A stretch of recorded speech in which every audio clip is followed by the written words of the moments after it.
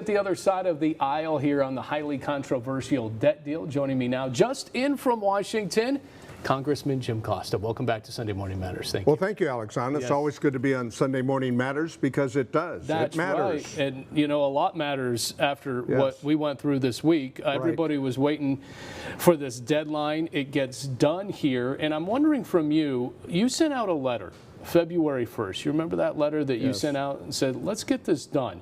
You issued it to Speaker McCarthy and also the President, along with bipartisan support.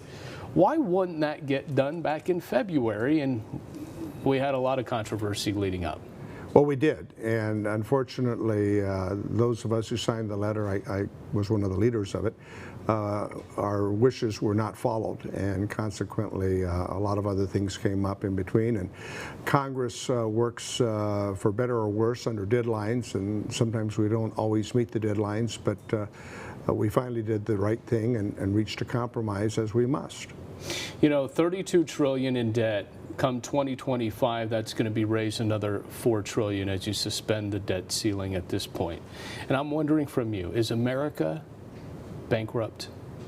No, we're not bankrupt, but we certainly have not provided an effort to align our expenditures with our revenues, and that's the key, that's the challenge.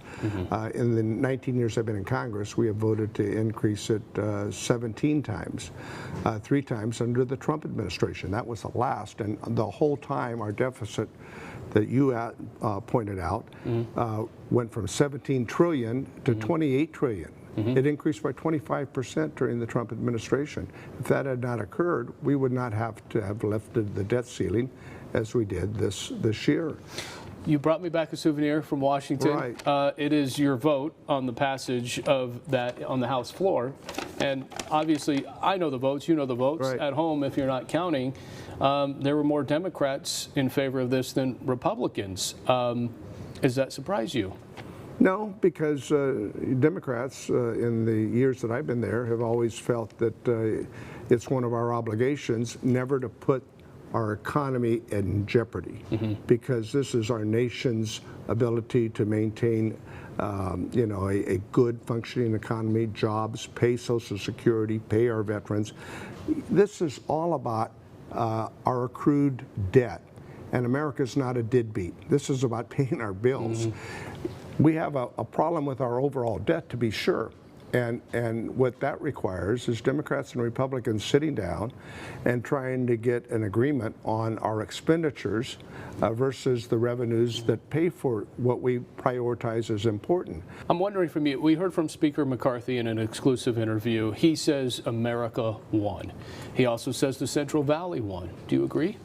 Yes, I think that any member of Congress that threatens to shut down government or to not lift the debt ceiling and bring us into economic chaos is irresponsible.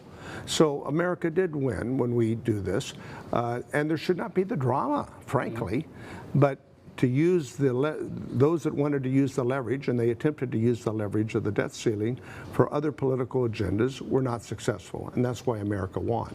I'll finish with this. A lot of controversy over Speaker McCarthy's negotiation with the president.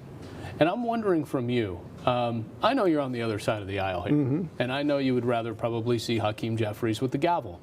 Do you think his party really exploits the concession of the snap vote and puts his speakership maybe in jeopardy? Well, I think there are a number of other issues that will determine who maintains the majority after the elections next year.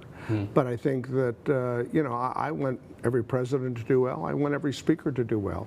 And they negotiated, as they should, on a compromise. And I think the vote reflected that compromise. I think there are a lot of members in Speaker McCarthy's conference that, frankly, would just as soon bring the economy into chaos to fit their own political agenda. And that was a tough set of issues he had to negotiate within his own conference. All right, Congressman, we appreciate the time. Thank you for getting off a plane and hopping right on Sunday Morning Matters. Appreciate the time. Well, it's important.